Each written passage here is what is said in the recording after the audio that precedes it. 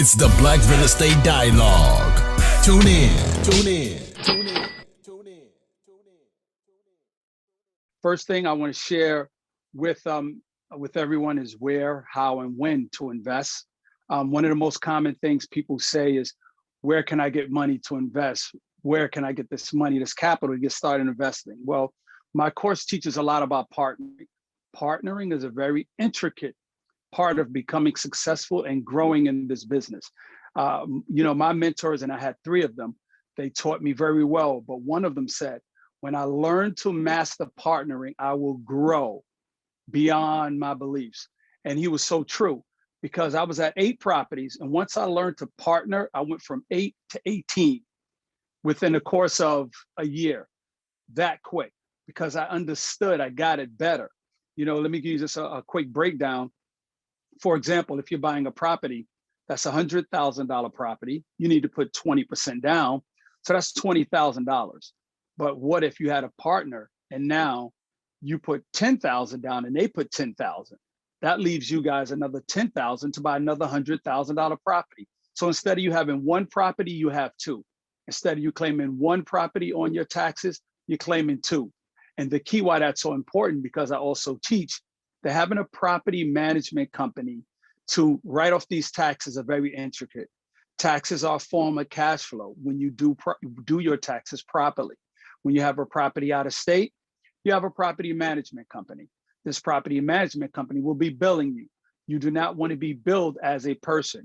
If you have your property management company, you're subcontracting them to take care of your property. So any bills will be coming back to you in the name of your company. So that's an additional write-off. Any repairs, any fixes. Now you're getting now that you're doing a W-9 and a 1099, it's not personal, it's being done in your business, your EIN for your company. Now that gives you other write-offs that's an exclusive and better for you, those type of write-offs. So you're now able to claim those things, which I remind people anyway. Start a LLC if you're getting into business. Write off that home office. Write off your 20 or 22% of your mortgage, your rent, your light, your gas, your vehicle usage, your internet. Having an LLC is so important because of these additional write-offs. And a home office is one of them.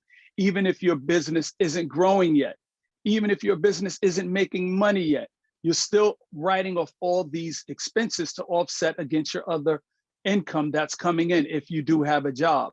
So think about that. That's a crucial thing to have. So that's one facet of it. I'm gonna try to go through it and not get stuck in that place. So partnering also, let's continue with that. Now, one of the key factors of partnering is when you see people run to the back of the room of those what do they call? I get trapped up with this word, excuse me, seminars. They're running the back of the room of seminars and they're paying this money for someone. And the reason why they're so comfortable with letting go of money, because they just got finished listening to someone with a bunch of knowledge, shared it with them, knowledge that they didn't have. Now, reverse that role. You reverse the role and you get all this knowledge, all this free knowledge. And even if you pay, you don't pay an exorbitant amount. You now are able to speak to someone who's willing to invest in you because of your knowledge, just like those people in the seminars who go to the back room and invest all this money. So here's the scenario. You get this knowledge. People witness you gaining this knowledge. You start talking about, well, I'm thinking about investing in homes and things of that nature. Now they're speaking back to you going, I thought about the same thing. I'm thinking about investing. But here's the difference. You are investing in the knowledge part. You have people who are sitting in their cars and listening to the radio who are saying, I want to invest, but they don't want to do the work, right? You're doing the work. You have the knowledge. So now guess what? You become the linchpin for them to connect to where they can invest in you and your knowledge. They have money, they have credit. You may not have money, you may not have credit, but guess what? You have knowledge. That's worth the weight in gold. So now someone will look to you and go, man, you know, he did all this work. Let me get with him. But now in order to make that partnership work, you have to be able to seek out the knowledge and learn these things. These are key things you must learn. You must learn how to find deals. You must learn how to break those deals down with a rental calculator and learn your return on investment, your ROI. After you learn that, you must now learn how to present those deals to someone so they can invest in you. Finding partners sound like the hardest thing to do to get people to invest in you. And I said the same thing when I started. But what made people believe and want to invest in me, and once they realized I knew what I was doing, I knew what I was talking about. See, that's the thing where we go back to someone telling you all this information and you're going, wow, I'm willing to invest with them. So that's the thing with finding the where in the money. The money is from partnerships, hard money, banks, those key situations. And don't let your credit score deter you. You can have a 640 credit score and you're able to get a hard money loan. The banks may want a 740, 750, 760, but a 640 will get the job done. All right. So don't let that shy you away. So that's one key thing with the where. Now, let me drop into this. You're finding the deals, break down. Oh, and here's another thing. Learn about the 1% rule. Learn about things that I preach about, which is the 5-year rule. When you learn these things and you're able to translate why it's so important about the 1%, why it's so important with the 5-year, then people will also work with you on those things. Let me throw out a few more things real quick. I went into the people that have credit and money, but they're not doing the hard work and you are. Keep that in the front of your mind. Here's another resource I want to go with you guys with, and I'm going to slow down because I'm trying to cram so much in due to the time, and I talk a lot. How do I find properties is a question I get asked. I find properties by using realtors. Realtors in areas that are the best at what they do, but that's not my main source. My main source of where I get my properties from, and this may sound kind of offbeat because a lot of people don't know who are not heavy into this game. It's wholesalers and sites like Craigslist, Bigger Pockets, Market Form, and Facebook Marketplace. Facebook has marketplaces where wholesalers hang out. Wholesalers are people who, when you get those notices on your home or you hear about someone who says, I want to buy your home for cash, those are wholesalers a lot of times in these states who will talk to the owner who catches them at the right time and they want to sell their property for the right price, meaning the right price that makes sense.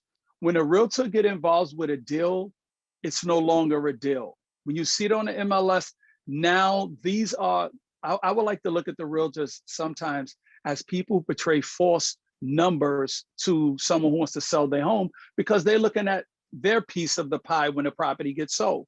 If a property next door sells for $100,000, you might have someone who wants to sell theirs for 60, right? And the realtor come along and say, you know, next door sold for 100,000, but what they're leaving out is the property next door was renovated. This $60,000 property isn't renovated. If it's going to cost me $40,000 to make this property look like the $100,000 property, then that property is really worth $60,000. That's what's the worth. But the realtor tell them they can get 100.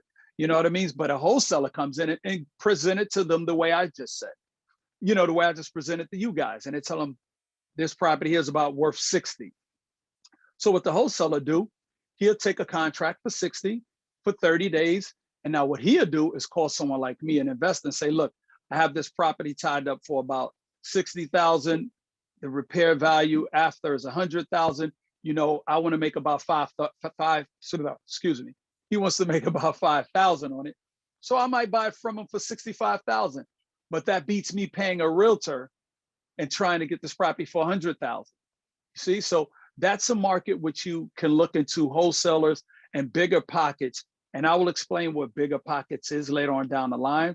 I'm just going to try to keep up the pace here. So I use Bigger Pockets, wholesalers, Craigslist. Facebook Marketplace has a bunch of rooms where wholesalers hang out. Like there's, for me, I'm invested in Alabama, Indianapolis, Milwaukee, and Georgia, and now Memphis and Cleveland. So I go to these rooms and I meet these wholesalers and I tell them, look, this is what I do. And they do exactly what I mentioned you guys, and they bring me great deals. But for you guys who's starting off, you really don't want to try to deal with realtors directly because you're not getting those deals that's going to make you that 1% rule that I'm speaking about and that you would learn. So I'm gonna kind of move forward again. All the stuff, you guys just prepare your questions. I'll be ready for you to answer those things. Okay, now when is the right time to buy? The right time to buy is once you develop your money team, your dream team. Money team is the people who's going to loan you monies, your bank and your lenders. Get pre-approval from banks before you go shopping. It's not like window shopping. You're going to start looking at homes first. You're going to find something you like. Then you're going to turn around and go, now let me go get a bank loan. That property's not going to be there anymore. There was a young lady, she went out looking for properties in California that I work with. And she reached out to me and said she found the property for $800,000. She went to get pre-approved. She was pre-approved for $700,000. So now she spent all this valuable time and it didn't work out. So get pre-approved first. And now you have hard money lenders who are starting to pre-approve people because what they want to do is pull you back in. So if you have a hard money lender who pre-approved you for $500,000, he knows that you're not going to continuously run around to other lenders, because what makes it so good by being pre-approved, once you find a property for $100,000, you did all the paperwork, you close, you find you another one, you don't have to do the paperwork again. You just send over your purchase agreement, they have everything on file, you close quickly again. Close 10, 15 days, where a bank is normally 30, 45 days to closing, because you're continuously submitting paperwork over and over again. That's why being pre-approved is such a good thing, especially with hard money, with the way they're going now. So if you know about hard money, consider being pre-approved ahead of time on that level for that particular circumstance. And the right time also is I'm going over the money team here, finding the right realtor and wholesaler. Here's another intricate part: property management company. I need to reiterate how important that is to find a property manager. When you start looking for deals, you must find your property manager simultaneously. Because when you find a market that you think you want to invest in, if you don't have boots on ground, you need to use BiggerPockets to communicate and meet other investors or someone else in that place. For example, let's say Memphis, and you will not communicate with a property management company, but you would search BiggerPockets to find out who's the reliable sources. BiggerPockets is a place where over 2 million people hang out. Most of us are investors, and we share advice. We talk about where's the next place to invest, where's the next, who's lending out the best money, who's giving the best rates. And I always recommend anyone getting into the game. BiggerPockets changed me from, being around 5 figures of making money with investment to 6 figures easy. It changed me around because it helped me grow, meet people through the form. And I took that relationship online to offline. I met 2 of my mentors through BiggerPockets. 2 of them I never met. We continuously just mentored me online through video, and they were in other states. So BiggerPockets is something I recommend you guys check it out. But when you go in there, I teach a whole course about BiggerPockets, but I'm going to try to squeeze it into a quick summary for you guys here. You go into the form, you type in something like, don't ask the question, you search the question. How is it investing in Memphis? Search, because somebody else asked that question. And if you ask the question, people are going to know you're a newbie and you didn't do the work to search the question, and you won't get an answer. Search the question, you're going to find a thread. Check the dates on the thread. You will find people go, oh, Memphis is great. Here's a couple of area codes. Other people are chiming in. Well, I invest here and I have 5 or 6 properties here. That's someone you're going to want to consider reaching out to. And then you're going to, find other threads where people say, yeah, here's my property manager I use. And someone else will go, yeah, he's a good property manager to use. That's enough. Now look at what just happened. You found out about areas in Memphis. You found the good property manager. And now what you do is you reach out to those people and go, hey, I'm considering investing in Memphis. I noticed you on the thread. I'm currently in process of looking at properties. How are things going in your part of town? And he'll tell you, oh man, it's going great here. I recommend you do look into this. I use a wholesaler by the name of, now look, you got a wholesaler.